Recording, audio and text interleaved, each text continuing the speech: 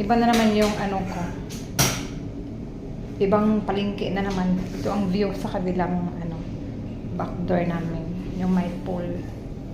At ako may bit-bit na trolley kasi papunta na naman ako sa ibang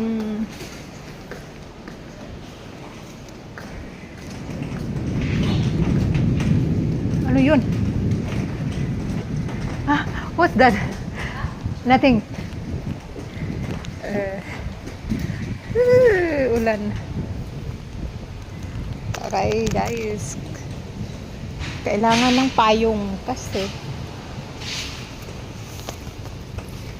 wait lang, magpayong sa ta. Payong na to nga kagubaon. Let's go.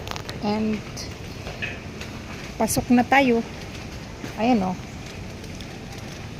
Wala tayong magawa kundi mamalingki bisag nagkusog ng ulan kay trabaho man nato ni sa kapoy pero